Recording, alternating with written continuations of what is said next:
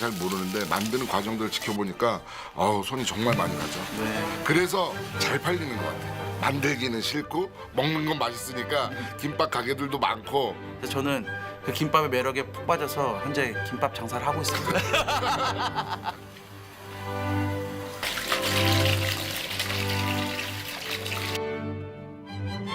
참기름의 향, 싹 이렇게 입을 감싸는 참기름의 향과 밥의 꾸덕꾸덕함이 믹스가 되면서 아주 그냥 침이 나오는 꼬다리가 먹고 싶은데 그냥. 근데 제가 듣기로 지금 미국 쪽에서 김밥이 난리가 났다고 들었어요. 아, 진짜요? 난리가 났어. 그들이 이렇게 굉장히 건강식으로 느껴진대요. 이 바다에서 나온 김과 그 안에 야채들 그리고 밥 그리고 딱 패키지가, 그들은 점심 때 이렇게 나와서 뭐 공원에서도 밥도 많이 먹고, 그러기에는 이게 너무 제대로 된 한 끼니까 김밥은 제대로 된 한 끼. 패스트푸드 아닙니다. 그 안에 들어가 있는 하나하나의 재료들이 정성을 싹 밥으로 말아서 기구로 싹 바르면 진짜 든든한 한 끼.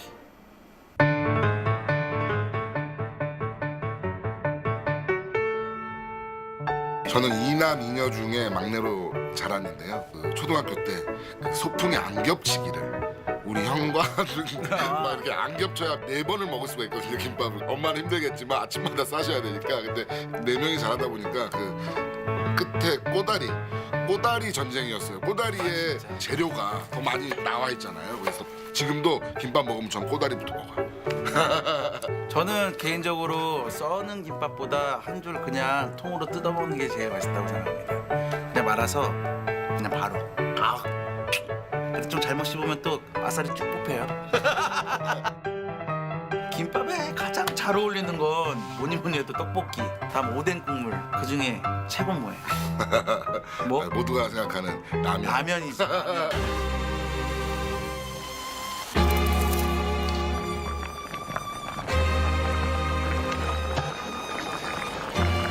간 다 돼 있는 거 아는데도 또 거기서 한 젓가락을 먹어야 돼, 이게. 거기서 한 젓가락 딱 먹어봐. 이거는 다 알아. 이제 이미 우린 요리사기 때문에 다 아는데도 한 젓가락 먹고. 라면을 탁 먹으면 촉촉하면서 국물하고 해가지고 입에서 이게 말아서 들어간 건지 따로 먹었는지 모르겠어. 갑자기.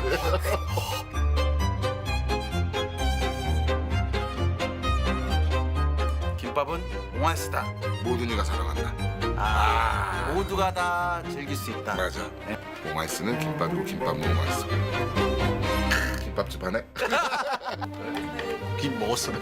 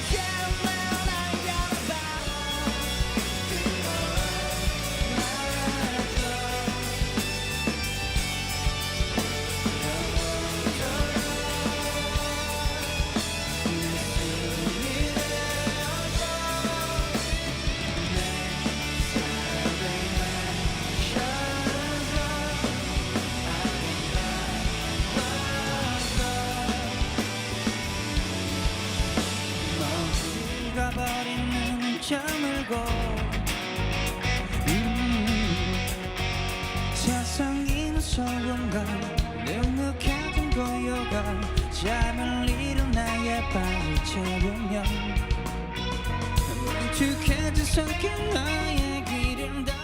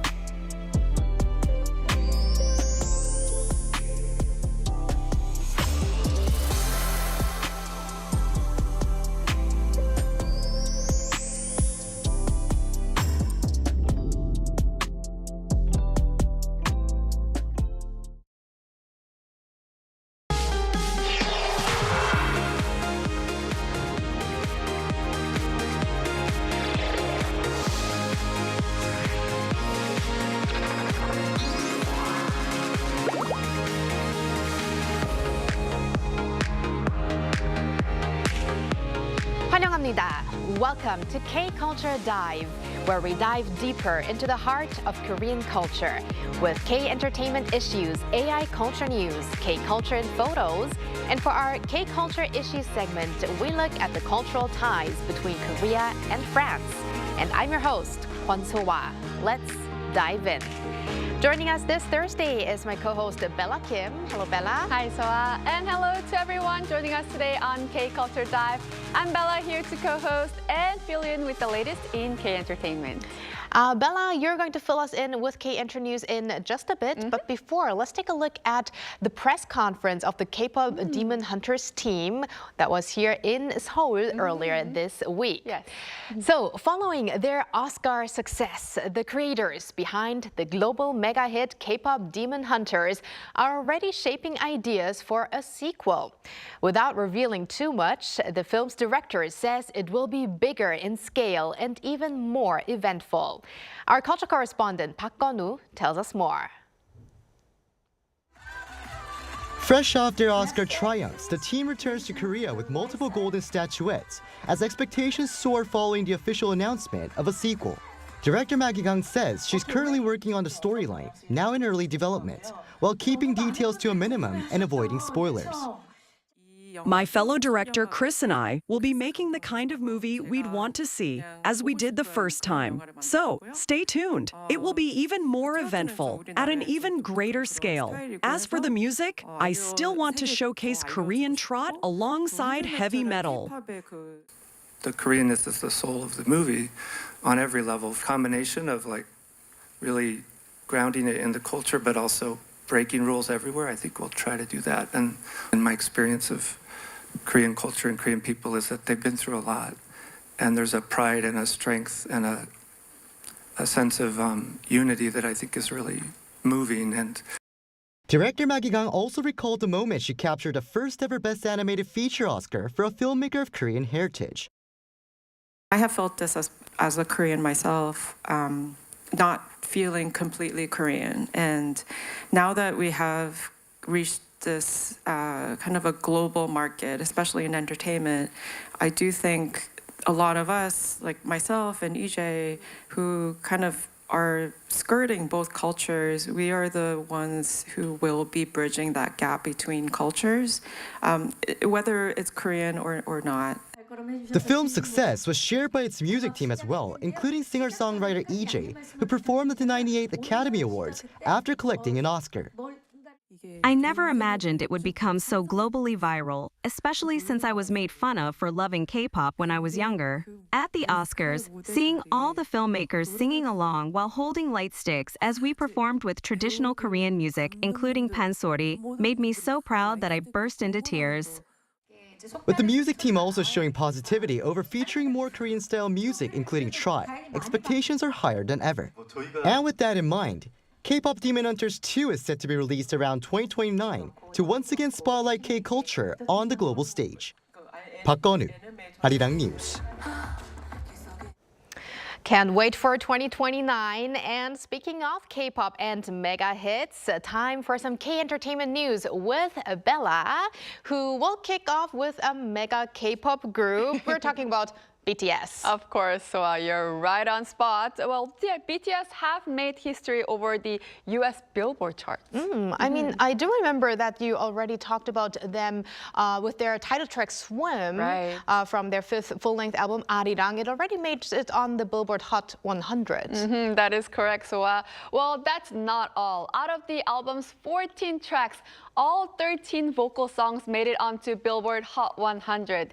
The only track not in the Hot 100 is the track number 29, which is an interlude track with the sound of Sacred Bell of King Songdeok. And what's even more notable is that 7 of the tracks landed in the top 50. So we've mentioned on Tuesday that Swim reached number 1. But in addition, Body to Body ranked at number 25, Hooligan at 35, FYA at 36, Normal at 41, Aliens at 47, and 2.0 at number 50. The album showcases a wide range of genres, including hyper Jersey club, soul pop rock, and also alternative hip-hop. So the fact that all vocal tracks made it onto the Hot 100 proves that their music resonates with listeners of a wide range of tastes. I want to say armies out there, make sure that number 29, that track also goes up the charts with the other ones as well.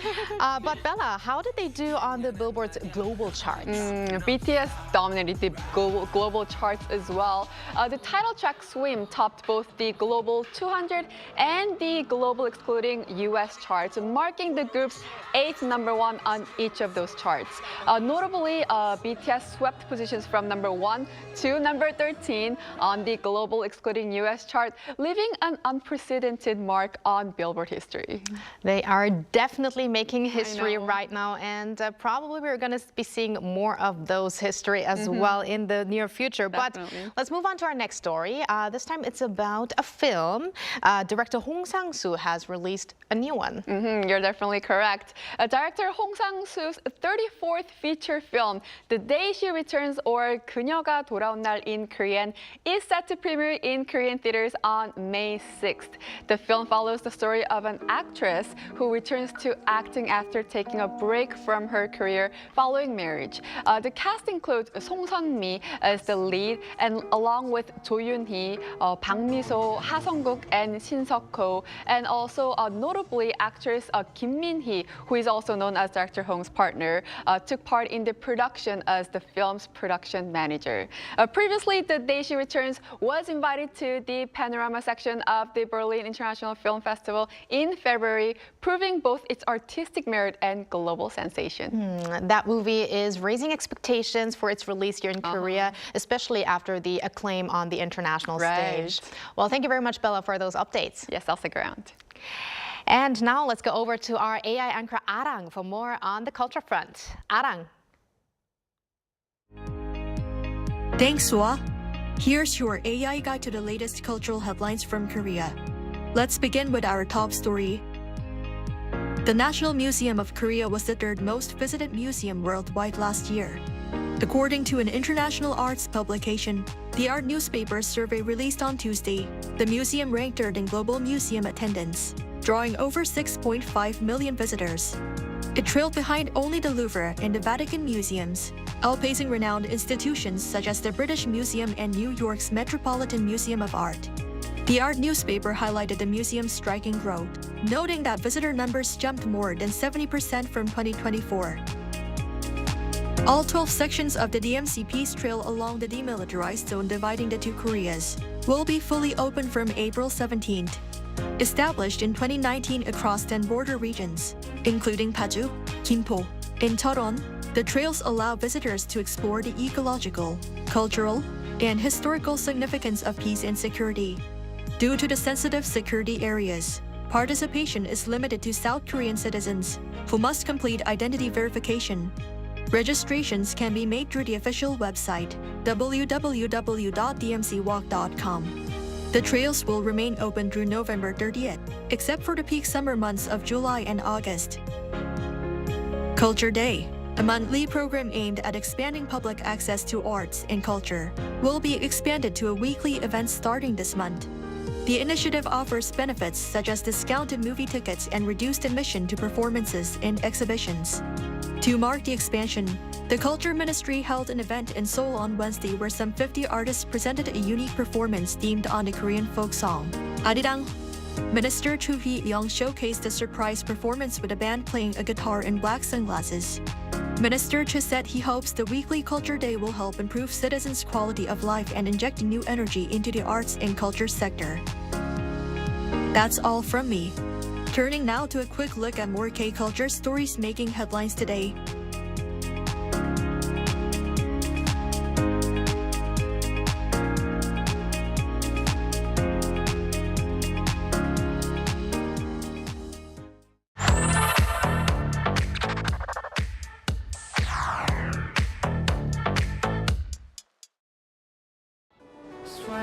Through a single photo at a time, we take a closer look at culture in Korea. This is K-Culture in Photos. K-pop.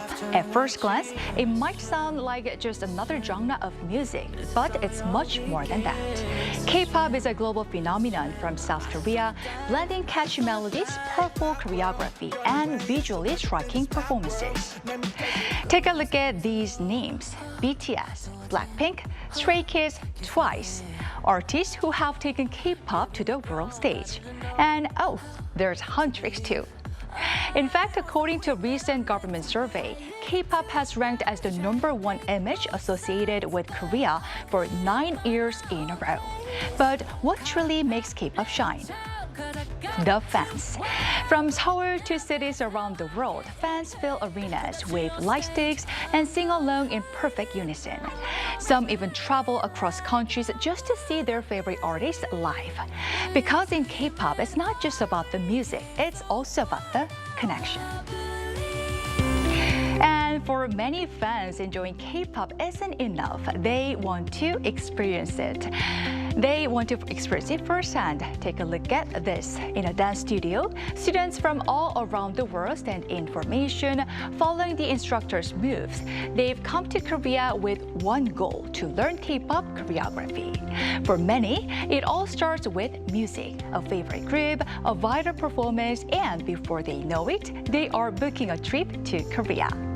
In fact, K-pop has become a major reason why international visitors come to the country, not just to watch, but to take part. And here you can see just how dedicated they are, practicing every move over and over again, trying to match the precision and energy of real idols. Because for these fans, K-pop isn't just something they watch, it's something they live. Spring in Korea means one thing: cherry blossoms in full bloom. While many regions across the country are famous for their festivals, Seoul also offers breathtaking views. Take a look at Yeouido. Along Yunjungno, nearly 2 kilometers of cherry trees form a stunning blossom tunnel, one of the most iconic spring scenes in the city. And then there's Seokchon Lake. Surrounded by a ring of cherry trees, the lake reflects the blossoms like a mirror, creating one of Seoul's most photographed spring views. At night, the scenery transforms even further, with illuminated petals and city lights creating a magical, almost dream-like atmosphere. And beyond the famous spots, places like Yangjaecheon offer a quieter, more local charm where people can slow down and enjoy the season. In Seoul, cherry blossoms aren't just something to see, they are something to experience. Finally, here's a story that feels deeply human. In Incheon, volunteers gather in a long line, passing books hand to hand, moving an entire bookstore without machines. It's slow, simple, and surprisingly powerful. A reminder that even moving can become a shared experience. This moment reflects something unique about Korea. It's secondhand bookstores and alley culture.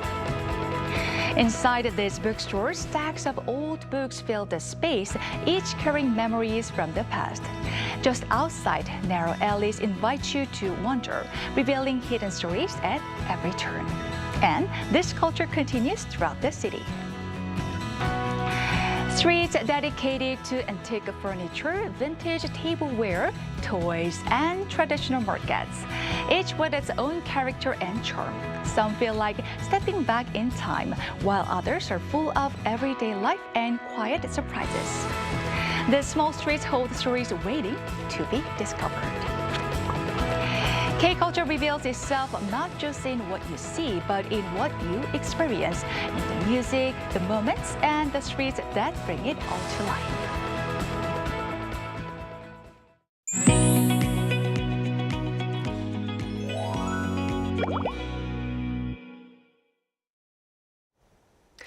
As French President Emmanuel Macron begins his state visit to Korea this Thursday, attention is once again turning to the ties between Korea and France, with this year marking the 140th anniversary of diplomatic relations between the two countries.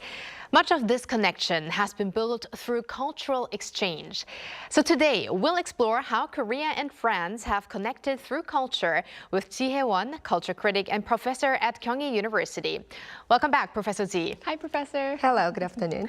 So our French culture seems to be pretty present in everyday life here in Korea. We've got, for instance, this Seodae village or Seodae Mall, not too far away from the station here. Right. And we can think of French cuisine and arts. So tell us a little bit more about that. That's right. France is a somewhat familiar country to Koreans. Even those who never actually been to France, they have the concrete images in their minds. French streets like Champs-Élysées or Montmartre Hills and Eiffel Tower, or food like wine and the croissants and everything. So therefore, rather than feeling like a distant country, France feels like a country that has already entered into our daily lives. So as you just mentioned, this Seodae village is famous for being a place where you can actually experience the French atmosphere. So it features Montmartre Park and promotes the French culture through French schools, French restaurants, and even festivals. And just as like French culture has kind of got into the daily lives in Korea, vice versa, there has been efforts made where Korean culture is shown in the French as well. In 2024, the Korea season showcased Korean culture across France. So in your view, what kind of impact does this initiative have on the cultural exchange? Right, Korea season, hosted by the Ministry of Culture, Sports and Tourism of Korea and organized by the Korean Foundation for International Cultural Exchange, KOFIS, is significant is that it allows for the intensive and diverse exposure of a wide range of Korean culture. For example, the 2024 Korea season was held in conjunction with the French Olympics. And before that, the image of Korean culture in France was strongly centered like a K-pop or K-dramas and K-films. However, through the Korea season, a much wider variety of genres, including traditional arts, or contemporary dance, or visual arts, and literature, were exposed simultaneously. So this goes beyond the simple promotion and serves as an opportunity to concrete perception that Korean culture is not just the specific genres, but a cultural history and trend. So I think the Korea season 2024 is a kind of the like a turning point French people feels more like a Korean culture. Now, let's talk about performing arts, your expertise, Professor Ji. So many French works have been adapted or reinterpreted in Korea. Right. So which ones are popular and why are they resonating with the Korean people? Right. In Korea, musicals that actually premiered in France and consistently being loved. The longest running production is Notre Dame de Paris. So following the domestic debut of its touring production in 2005. It's 21 years ago. Wow. And both licensed productions and touring productions continue to be performed in Korea. Among French musicals, works like Don Juan and Napoleon have also been staged in Korea. And currently, the licensed production of Romeo and Juliet is being performed at Hanjeon Arts Center. Actually, it is near from us. It's Yangjae-yeok. It's near Yangjae-yeok. So in addition to this, the musicals like Les Miserables, like the masterpiece by the great French writer Victor Hugo, continue to be loved in Korea and everywhere else, actually. And the Korean original musical, The Man Who Laughs, 웃는 남자, is another show produced by EMK Musical Company and also highly successful work. And actually, it's returning very soon in June. Oh. And Marie Curie is another one, another Korean original musical, also deals with historical French background because it covers the life of Marie Curie, a scientist who was Polish but active in France. So many familiar titles I hear. So we are talking about these two countries, Korea and France, but they do have differences in culture. But sometimes these differences actually play a role in, connection or exchange. So what are some of the points related to that? Right, that's true. There is a perception that the Korea and France are quite different countries from a cultural perspective. If the Korea's strengths are said to be its fast and dynamic content trend and the fandom-driven consumption and well-structured industrial systems, then France can be characterized by the long-standing artistic traditions and artist-centered body of work. However, the interesting thing is that these differences actually make the cultural exchange even more intriguing. Another interesting point is that culture is not transmitted as is, but is always transformed at some point when the French works, as we just mentioned, like the musicals, which was performing in Korea. When they come to Korea, their sensibilities become clearer and their narratives become slightly more accessible to the Korean people, can more related to the work. And conversely, when Korean content goes to France, it is interpreted not merely as popular culture, but as a cultural phenomenon.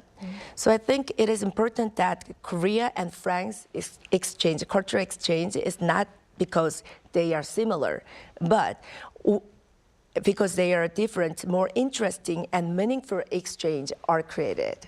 And another category of exchange is film. And Korean films have been consistently gaining attention at Cannes, one of the world's most prestigious film festivals. So would you say the global presence of Korean films still exists there? I believe the status of Korean cinema remains strong. So, however, it is more accurate to say that it is entered a stage of stable presence from a period of explosive rise. So the Cannes Film Festival in France is one of the most influential stage in the global film industry.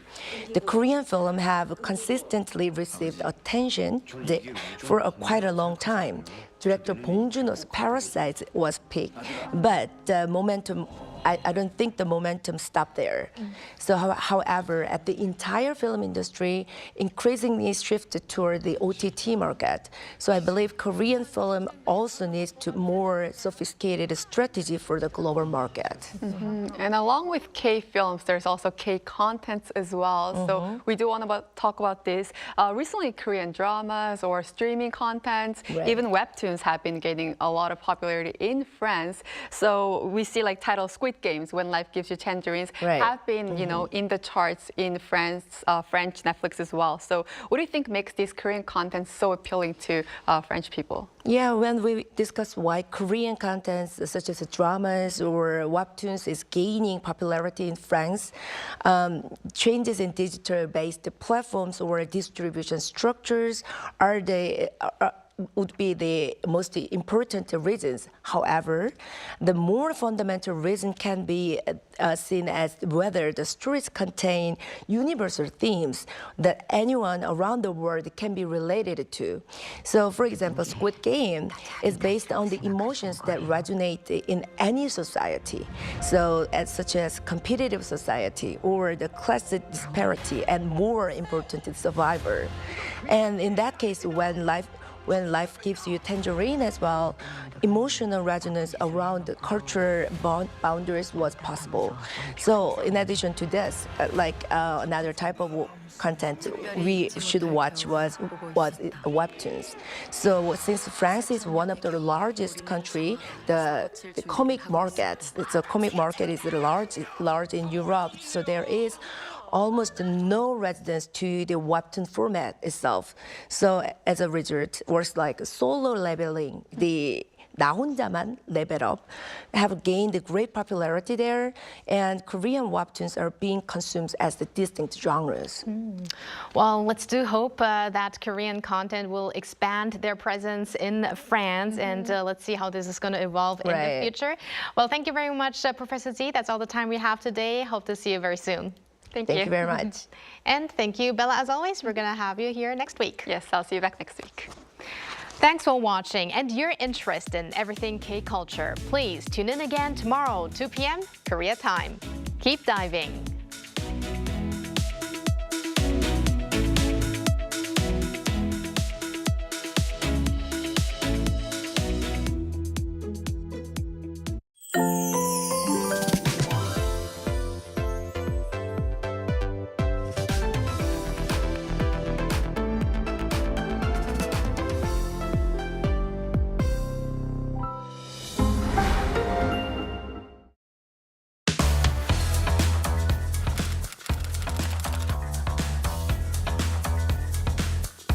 Time to set the facts straight. Get Korea right.